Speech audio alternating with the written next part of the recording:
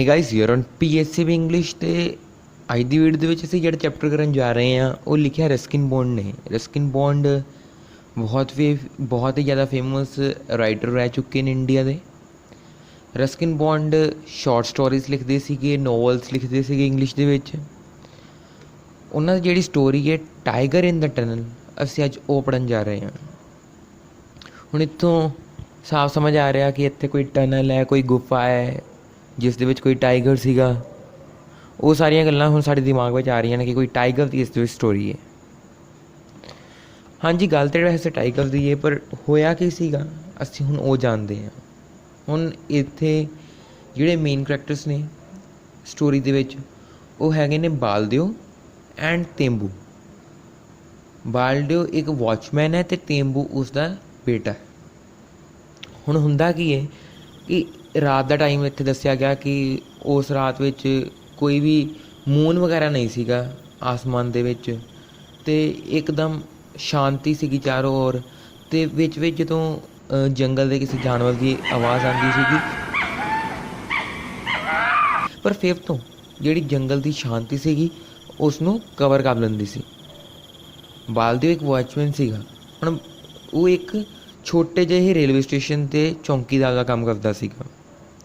ये स्टेशन असल में एक छोटी जी झोंपड़ी वांगू सीगा, जिस दे पिछे एक भारी संघना जंगल सीगा, फॉरेस्ट सीगा। स्टेशन तो थोड़ा अगे चट्टाना कट के बनाया गया एक तंग जिहा रस्ता सी जो एक सुरंग वाल नूं जांदा सी। चट्टाना नूं कट के बनाए गए रेल गड्डी दे उस रस्ते दे दोवें पासे उच्चियां उच्चियां चट्टाना सन। ये रेलवे स्टेशन सिर्फ ना का ही रेलवे स्टेशन सी। रेल गड्डियां कुछ ही सकिंटां लई इत्थे रुकदियां सन। चट्टाना वाले उस गहरे रस्ते विचों लंघन तो पहलां जिहड़ी रेल गड्डियां सीगियां वो इत्थे रुकदियां सीगियां। हुण जिहड़ा बालदेव सीगा वो वॉचमैन का काम करदा सी, आपां पहले पढ़िया। हुण वो सिग्नल देण दा काम करदा सीगा। सुरंग दा रस्ता साफ है कि नहीं आ दसदा हुंदा सीगा, क्योंकि बहुत ही पुराने टाइम की गल दसी गई इत्थे। तो उस टाइम की हुंदा सीगा कि दीवा वगैरह लैके ना तो उदों दसदे सीगे कि अगर दीवा बलदा होएगा मतलब कि रस्ता साफ है, जे दीवा नहीं बलदा होएगा मतलब कि रस्ता साफ नहीं है। इदां कुछ हुंदा सी उस टाइम ते। हुण गल दसी गई रात का टाइम है तो बालदेव एक वॉचमैन सीगा, वो जाग जांदा क्योंकि उसकी ड्यूटी का टाइम हो गया सी। लगभग अद्धी रात की गल है तो ठंडी ठंडी हवा चल रही सीगी, ठीक है जी।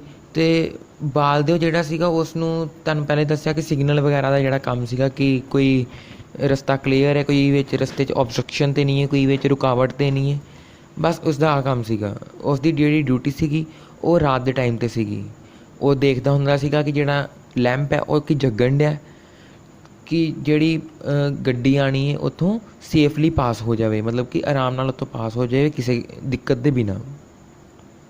हुण जदों बालदेव उठदा है तो तेंबू सुत्ता हुंदा, तो सुत्ते हुए जिवें अध कच्ची नींद विच बोलदे हैं ना, तो उदों तेंबू बोलदा है कि अपने फादर नूं कि मैं भी तुहाडे नाल आवां, शैल आई कम टू फादर। हुण तेंबू जिहड़ा सीगा वो अपनी हट दे विच सुत्ता होया सीगा अध कच्ची नींद दे विच। हुण इत्थों फिर वो अगों जवाब दिंदे हुए उसका फादर कहता है no it is cold tonight do not get up. नहीं अज रात ठंड है, उठी ना। वो जंगल के बाहरे किनारे ते वसे एक छोटे ਜਿਹੇ आदिवासी पिंड विच रहिंदे सन, जो कि स्टेशन तो करीब 3 मील दूर सी। उन्हां दे छोटे चावल के खेत सीगे, उन्हां नूं सधारण गुजर बसर तो ज़्यादा आमदनी नहीं दिंदे सन। ਅਤੇ बालदेव अपने आप को खुशकिस्मत समझदा सी कि उसनूं राह दे कंढे ते बने एक सिग्नल स्टॉप उपर नौकरी मिल गई सी एक वॉचमैन की। चट्टाना के विचकारों गुजरन वाले तंग रस्ते जिस दे दोवें पासे उच्चियां उच्चियां चट्टाना सन विच दाखल होने मगरों बालदेव उन्हां जानवरां दे बारे सोचण तो खुद नूं ना रोक सकिया जिन्हां दा सामना उस दे नाल हो सकदा सी, अते जिन्हां तो उम्मीद की जाती सी कि वो उस थां ते अक्सर आंदे जांदे रहंदे सन।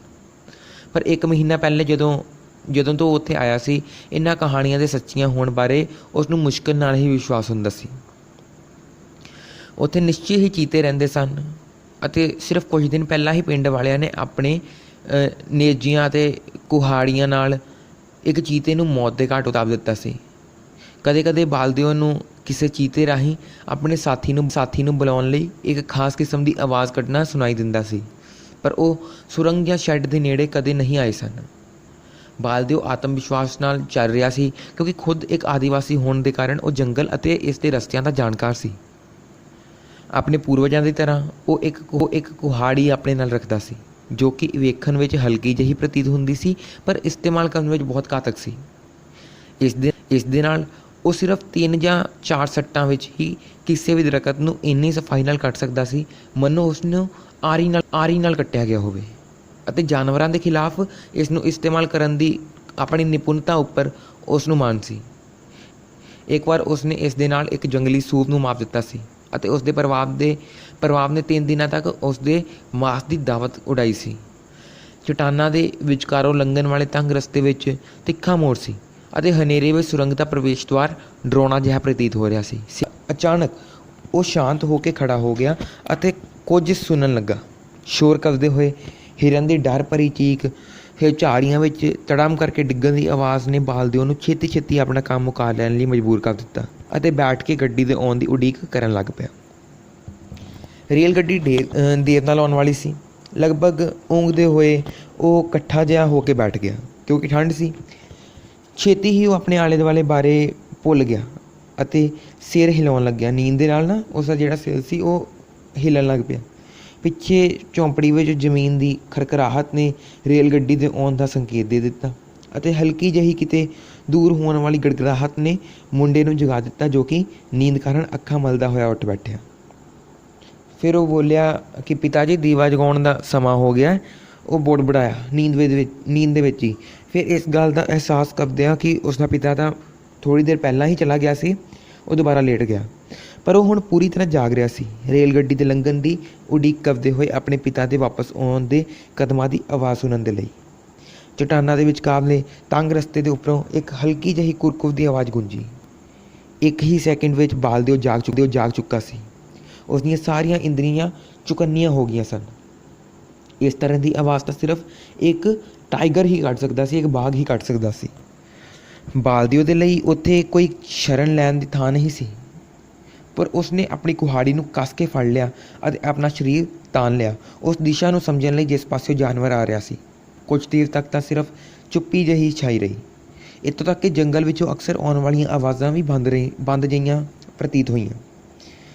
ਤਦੇ ਛੋਟੇ ਪੱਥਰਾਂ ਦੇ ਤੜਮ ਕਰਕੇ ਡਿੱਗਣ ਅਤੇ ਉਹਨਾਂ ਦੀ ਖੜਖੜਾਹਟ ਦੀ ਆਵਾਜ਼ਾਂ ਨੇ ਦੱਸ ਦਿੱਤਾ ਕਿ ਜਿਹੜਾ ਟਾਈਗਰ ਸੀ ਉਹ ਚਟਾਨਾਂ ਵਿੱਚੋਂ ਲੰਘਣ ਵਾਲੇ ਤੰਗ ਰਸਤੇ ਵਿੱਚੋਂ ਕੂਦਿਆ ਸੀ। ਬਾਲਦਿਓ ਆਵਾਜ਼ ਨੂੰ ਇੰਝ ਸੁਣਦੇ ਹੋਏ ਜਿਵੇਂ ਕਿ ਉਸਨੇ ਪਹਿਲਾਂ ਕਦੇ ਨਾ ਸੁਣੀ ਹੋਵੇ ਨੂੰ ਹੈਰਾਨੀ ਹੋ ਰਹੀ ਸੀ ਕਿ ਇਹ ਜਿਹੜਾ ਟਾਈਗਰ ਉਹ ਸੁਰੰਗ ਵੱਲ ਜਾ ਰਿਹਾ ਸੀ ਜਾਂ ਇਸ ਦੀ ਉਲਟ ਦਿਸ਼ਾ ਵਿੱਚ, ਝੌਂਪੜੀ ਦੀ ਦਿਸ਼ਾ ਵਿੱਚ, ਜਿਸ ਦੇ ਅੰਦਰ ਤੇਂਬੂ ਅਸੁਰੱਖਿਅਤ ਲੇਟਿਆ ਹੋਇਆ ਸੀ। ਉਸ ਨੂੰ ਜ਼ਿਆਦਾ ਦੇਰ ਤੱਕ ਹੈਰਾਨ ਨਹੀਂ ਹੋਣਾ ਪਿਆ। 1 ਮਿੰਟ ਦੇ ਗੁਜ਼ਰਨ ਤੋਂ ਵੀ ਪਹਿਲਾਂ ਉਸਨੇ ਤੇਜ਼ੀ ਨਾਲ ਆਪਣੇ ਵੱਲ ਆਉਂਦੇ ਟਾਈਗਰ ਦੀ ਭਾਰੀ ਭਰਕਮ ਸਰੀਰ ਨੂੰ ਵੇਖ ਲਿਆ। ਰੋਸ਼ਨੀ ਵਿੱਚ ਉਸ ਦੀ ਲਿਸ਼ਕਦੀਆਂ ਹਰੇ ਰੰਗ ਦੀਆਂ ਅੱਖਾਂ ਚਮਕ ਰਹੀਆਂ ਸਨ। ਭੱਜਣਾ ਫਜ਼ੂਲ ਸੀ, ਕਿਉਂਕਿ ਹਨੇਰੇ ਵਿੱਚ ਜਿਹੜਾ ਬਾਘ ਸੀ ਉਹ ਬਾਲਦਿਓ ਤੋਂ ਵੀ ਜ਼ਿਆਦਾ ਅਚੁੱਕ ਹੁੰਦਾ ਅਤੇ ਪਿੱਛੋਂ ਤੁਰੰਤ ਉਸ ਦੇ ਉੱਪਰ ਝਪਟ ਪੈਂਦਾ। ਟਾਈਗਰ ਜੋ ਕਿ ਇਨਸਾਨਾਂ ਦੇ ਤੌਰ ਤਰੀਕਿਆਂ ਤੋਂ ਜਾਣੂ ਸੀ, ਕਿਉਂਕਿ ਉਹ ਕਈ ਸਾਲਾਂ ਤੋਂ ਉਹਨਾਂ ਦਾ ਸ਼ਿਕਾਰ ਕਰਦਾ ਆ ਰਿਹਾ ਸੀ। ਬਿਨਾਂ ਕਿਸੇ ਡਰ ਦੇ ਅੱਗੇ ਵਧਿਆ ਅਤੇ ਫੁਰਤੀ ਨਾਲ ਦੌੜਦੇ ਹੋਏ ਅਤੇ ਦਹਾੜਦੇ ਹੋਏ ਉਸਨੇ ਆਪਣੇ ਸੱਜੇ ਪੰਜੇ ਨਾਲ ਵਾਰ ਕੀਤਾ। ਇਸ ਗਿੱਠੇ ਜਿਹੇ ਕਮਜ਼ੋਰ ਆਦਮੀ ਨੂੰ ਟੱਕਰ ਮਾਰ ਕੇ ਡੇਗ ਦੇਣ ਦੀ ਉਮੀਦ ਕਰਦੇ ਹੋਏ ਜਿਸ ਨੇ ਉਸ ਦੇ ਰਸਤੇ ਵਿੱਚ ਖੜੇ ਹੋਣ ਦਾ ਹੌਸਲਾ ਕੀਤਾ ਸੀ। ਪਰੰਤੂ ਬਾਲਦਿਓ ਵੀ ਤਿਆਰ ਸੀ। ਇੱਕ ਚਮਤਕਾਰ ਦੀ ਤਰ੍ਹਾਂ ਫੁਰਤੀਲੀ ਛਾਲ ਮਾਰ ਕੇ ਉਸਨੇ ਉਸਦੇ ਪੰਜੇ ਤੋਂ ਆਪਣਾ ਬਚਾਅ ਕੀਤਾ ਅਤੇ ਆਪਣੀ ਕੁਹਾੜੀ ਜਾਨਵਰ ਦੇ ਮੋਢਿਆਂ 'ਤੇ ਮਾਰੀ। ਟਾਈਗਰ ਦਹਾੜਿਆ ਅਤੇ ਉਸਨੇ ਨਜ਼ਦੀਕ ਆਉਣ ਦੀ ਕੋਸ਼ਿਸ਼ ਕੀਤੀ। ਇੱਕ ਵਾਰ ਫਿਰ ਬਾਲਦਿਓ ਨੇ ਨਿਸ਼ਾਨਾ ਬਣ ਕੇ ਆਪਣੀ ਕੁਹਾੜੀ ਮਾਰ ਦਿੱਤੀ, ਪਰ ਇਹ ਦੇਖ ਕੇ ਉਸ ਦਾ ਦਿਲ ਦਹਿਲ ਗਿਆ ਕਿ ਜਾਨਵਰ ਘੁੰਮ ਗਿਆ ਅਤੇ ਕੁਹਾੜੀ ਲਗਭਗ ਉਸ ਦੀਆਂ ਟੰਗਾਂ ਨੂੰ ਵੱਢਦੀ ਹੋਈ ਉਸ ਦੇ ਮੋਢਿਆਂ 'ਤੇ ਜਾ ਲੱਗੀ ਅਤੇ ਬਾਲਦਿਓ ਨਿਹੱਥਾ ਹੋ ਗਿਆ। ਬਾਘ ਦਹਾੜਦਾ ਹੋਇਆ ਹੁਣ ਬਾਲਦਿਓ ਦੇ ਉੱਪਰ ਕੂਦਿਆ, ਉਸ ਨੂੰ ਡੇਗ ਦਿੱਤਾ ਅਤੇ ਉਸ ਦੇ ਟੁੱਟੇ ਫੁੱਟੇ ਸਰੀਰ ਨੂੰ ਫਾੜ ਦਿੱਤਾ। ਕੁਝ ਹੀ ਮਿੰਟਾਂ ਵਿੱਚ ਕਹਾਣੀ ਖਤਮ ਹੋ ਗਈ ਅਤੇ ਹਨੇਰਾ ਅਤੇ ਰਾਤ ਉਸ ਦੇ ਉੱਪਰ ਹਮੇਸ਼ਾ ਲਈ ਛਾ ਗਏ। ਮਤਲਬ ਕਿ ਹੁਣ ਇੱਥੇ ਬਾਲਦੇਵ ਜਿਹੜਾ ਸੀਗਾ ਉਸਦੀ ਡੈਥ ਹੋ ਜਾਂਦੀ ਹੈ। ਬਾਗ ਵਿੱਚ ਹੀ ਹਟਿਆ ਅਤੇ ਬੈਠ ਕੇ ਆਪਣੀ ਜ਼ਖਮੀ ਲੱਤ ਨੂੰ ਚੁੱਟਣ ਲੱਗ ਪਿਆ। ਹੁਣ ਧਰਤੀ ਦਾ ਜਿਹੜਾ ਧਰਤੀ ਹਿੱਲਣ ਲੱਗ ਪਈ, ਜਿਵੇਂ ਕੋਈ ਇੰਜਨ ਵਗੈਰਾ ਜਾਂ ਟ੍ਰੇਨ ਵਗੈਰਾ ਲੰਘਦੀ ਹੋਏ ਅਤੇ ਉਹ ਮਾੜੀ ਮਾੜੀ ਵਾਈਬ੍ਰੇਸ਼ਨ ਹੁੰਦੀ ਹੈ ਨਾ ਧਰਤੀ 'ਤੇ, ਉੱਦਾਂ ਹੀ ਵਾਈਬ੍ਰੇਸ਼ਨ ਹੋਣ ਲੱਗ ਪਈ ਅਤੇ ਤੇਜ਼ੀ ਨਾਲ ਅੱਗੇ ਵੱਧਦੇ ਆ ਰਹੇ ਇੰਜਨ ਦੀ ਛੁਕ ਦੀ ਦੂਰੋਂ ਆ ਰਹੀ ਆਵਾਜ਼ ਵੱਲ ਉਸਨੇ ਟਾਈਗਰ ਨੇ ਹੁਣ ਧਿਆਨ ਨਹੀਂ ਦਿੱਤਾ। ਲੰਬੀ ਦੂਰੀ ਵਾਲੀ ਡਾਕ ਗੱਡੀ ਆ ਰਹੀ ਸੀ। ਚਟਾਨਾਂ ਵਿੱਚੋਂ ਗੁਜ਼ਰਨ ਵਾਲੇ ਤੰਗ ਰਸਤੇ ਦੇ ਉਸ ਪਾਰ ਦਰੱਖਤਾਂ ਦੇ ਵਿਚਕਾਰੋਂ ਜਿਵੇਂ ਰੇਲ ਗੱਡੀ ਅੱਗੇ ਵਧੀ, ਭੱਠੀ ਦੀ ਚਮਕ ਵੇਖੀ ਜਾ ਸਕਦੀ ਸੀ ਅਤੇ ਚੰਗਿਆੜਿਆਂ ਦੀ ਵਾਛੜ ਦੀਵਾਲੀ ਦੀ ਰੋਸ਼ਨੀ ਦੀ ਤਰ੍ਹਾਂ ਜੰਗਲ ਦੇ ਉੱਪਰ ਡਿੱਗੀ। ਜਿਉਂ ਹੀ ਰੇਲ ਗੱਡੀ ਨੇ ਚਟਾਨਾਂ ਦੇ ਵਿਚਕਾਰੋਂ ਗੁਜ਼ਰਨ ਵਾਲੇ ਤੰਗ ਰਸਤੇ ਵਿੱਚ ਪ੍ਰਵੇਸ਼ ਕੀਤਾ, ਉਸਨੇ ਇੱਕ ਵਾਰ ਫਿਰ ਕੰਨ ਫਾੜ ਦੇਣ ਵਾਲੀ ਉੱਚੀ ਸੀਟੀ ਮਾਰੀ। ਹੁਣ ਟਾਈਗਰ ਨੇ ਆਪਣਾ ਸਿਰ ਉੱਪਰ ਚੁੱਕਿਆ, ਫਿਰ ਆਪਣੀ ਟੰਗਾਂ ਉੱਪਰ ਖੜਾ ਹੋ ਗਿਆ। ਉਸਨੇ ਖੁਦ ਨੂੰ ਵੀ ਉਸ ਮਨੁੱਖ ਦੀ ਤਰ੍ਹਾਂ ਜਾਲ ਵਿੱਚ ਫਸਿਆ ਹੋਇਆ ਮਹਿਸੂਸ ਕੀਤਾ। ਚਟਾਨਾਂ ਵਿਚਲੇ ਤੰਗ ਰਸਤੇ ਉੱਪਰ ਭੱਜਣਾ ਅਸੰਭਵ ਸੀ। ਉਸਨੇ ਸੁਰੰਗ ਵਿੱਚ ਪ੍ਰਵੇਸ਼ ਕੀਤਾ। ਜਿੰਨੀ ਤੇਜ਼ੀ ਨਾਲ ਉਸਦੀ ਜ਼ਖਮੀ ਲੱਤ ਉਸ ਨੂੰ ਚੁੱਕ ਕੇ ਦੌੜ ਸਕਦੀ ਸੀ, ਉਹ ਭੱਜਿਆ ਅਤੇ ਫਿਰ ਗਚਦੀ ਹੋਈ ਅਤੇ ਚੰਗਿਆੜਿਆਂ ਦੀ ਵਾਛੜ ਕਰਦੀ ਹੋਈ ਰੇਲ ਗੱਡੀ ਉਬਾਸੀਆਂ ਲੈਂਦੀ ਸੁਰੰਗ ਵਿੱਚ ਦਾਖਲ ਹੋਈ। ਉਸ ਬੰਦ ਜਗ੍ਹਾ ਅੰਦਰ ਦਾ ਜਿਹੜਾ ਸ਼ੋਰ ਸੀਗਾ ਉਹ ਕੰਨਾਂ ਨੂੰ ਬੋਲਾ ਕਰ ਦੇਣ ਵਾਲਾ ਸੀ। ਪਰ ਜਦੋਂ ਰੇਲ ਗੱਡੀ ਬਾਹਰ ਖੁੱਲ੍ਹੇ ਵਿੱਚ ਆ ਗਈ ਤਾਂ ਦੂਜੇ ਪਾਸੇ ਜੰਗਲ ਅਤੇ ਸੁਰੰਗ ਵਿੱਚ ਫੇਰ ਤੋਂ ਸ਼ਾਂਤੀ ਵਾਪਸ ਆ ਗਈ। ਅਗਲੇ ਸਟੇਸ਼ਨ 'ਤੇ ਜਦੋਂ ਡਰਾਈਵਰ ਰੇਲ ਗੱਡੀ ਤੋਂ ਉਤਰਿਆ, ਇੰਜਨ ਵਿੱਚ ਪਾਣੀ ਪਾਉਂਦੇ ਸੀਗੇ। ਉਸ ਟਾਈਮ 'ਤੇ ਸਟੀਮ ਇੰਜਨ ਹੁੰਦੇ ਸੀਗੇ। ਜਿਵੇਂ ਹੀ ਇੰਜਨ ਵਿੱਚ ਪਾਣੀ ਪਾਉਣ ਲਈ ਉਤਰਿਆ ਅਤੇ ਉਸਨੇ ਵੇਖਿਆ ਕਿ ਮੈਂ ਜਿਹੜੀ ਇੰਜਨ ਦੀ ਜਿਹੜੀ ਲਾਈਟ ਹੈ ਉਸ ਦਾ ਜਿਹੜਾ ਨਿਰੀਖਣ ਕਰਨ ਲਈ ਉਤਰਿਆ ਕਿ ਮੈਂ ਵੇਖ ਲਾਂ। ਡਰਾਈਵਰ ਨੇ ਸੋਚਿਆ ਕਿ ਲਾਈਟ ਵਗੈਰਾ ਜਿਹੜੀ ਠੀਕ ਹੈਗੀ ਹੈ ਕਿ ਨਹੀਂ। ਉਹ ਨਿਰੀਖਣ ਕਰਨ ਲਈ ਜਦੋਂ ਉਤਰਿਆ, ਉਸ ਨੂੰ ਆਪਣੀ ਜ਼ਿੰਦਗੀ ਦਾ ਸਭ ਤੋਂ ਵੱਡਾ ਝਟਕਾ ਲੱਗਿਆ, ਕਿਉਂਕਿ ਇੰਜਨ ਦੇ ਜਿਹੜਾ ਛੱਜਾ ਹੁੰਦਾ ਨਾ, ਉਹ ਵੇਖਿਆ ਹੋਣਾ ਤੁਸੀਂ, ਲੋਹੇ ਦਾ ਪਿੰਜਰੇ 'ਚ ਟਾਈਪ ਦਾ ਹੁੰਦਾ, ਉਸ ਦੇ ਉੱਪਰ ਬਾਗ ਦਾ ਅੱਧਾ ਸਰੀਰ ਜਿਹੜਾ ਸੀਗਾ ਉਹ ਲੱਗਾ ਹੋਇਆ ਸੀ।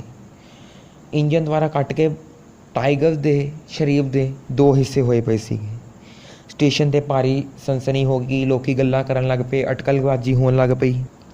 ਪਰ ਪਿੱਛੇ ਚਟਾਨਾਂ ਦੇ ਵਿਚਕਾਰੋਂ ਗੁਜ਼ਰਨ ਵਾਲੇ ਤੰਗ ਰਸਤੇ 'ਤੇ ਮੁੰਡੇ ਦੀਆਂ ਸਿਸਕਾਰੀਆਂ ਤੋਂ ਇਲਾਵਾ ਹੋਰ ਕੋਈ ਸ਼ੋਰ ਨਹੀਂ ਸੀ, ਕਿਉਂਕਿ ਉਹ ਆਪਣੇ ਪਿਤਾ ਦੀ ਗਿੱਦੜਾਂ ਅਤੇ ਲੱਕੜ ਬਗੜਾਂ ਤੋਂ ਲਾਸ਼ ਦੀ ਰੱਖਿਆ ਕਰਦਾ ਹੋਇਆ ਬੜੀ ਦੇਰ ਤੱਕ ਬੈਠਾ ਰਿਹਾ, ਜਦੋਂ ਤੱਕ ਕਿ ਸਵੇਰ ਦੀ ਪਹਿਲੀ ਹਲਕੀ ਰੋਸ਼ਨੀ ਆਪਣੇ ਨਾਲ ਮਦਦ ਕਰਨ ਵਾਲੇ ਪਹਿਰੇਦਾਰ ਨੂੰ ਨਾ ਲੈ ਆਈ।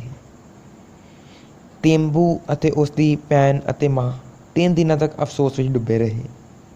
ਪਰ ਜ਼ਿੰਦਗੀ ਨੂੰ ਤਾਂ ਜਾਰੀ ਰਹਿਣਾ ਸੀ ਅਤੇ ਜੀਵਿਕਾ ਦਾ ਕਮਾਉਣੀ ਹੀ ਪੈਣੀ ਸੀ, ਅਤੇ ਹੁਣ ਸਾਰੀ ਜ਼ਿੰਮੇਵਾਰੀ ਤੇਂਬੂ ਦੇ ਸ਼ੋਲਜਰਸ ਉੱਪਰ ਆ ਗਈ, ਤੇਂਬੂ ਦੇ ਮੋਢਿਆਂ ਉੱਪਰ ਆ ਗਈ।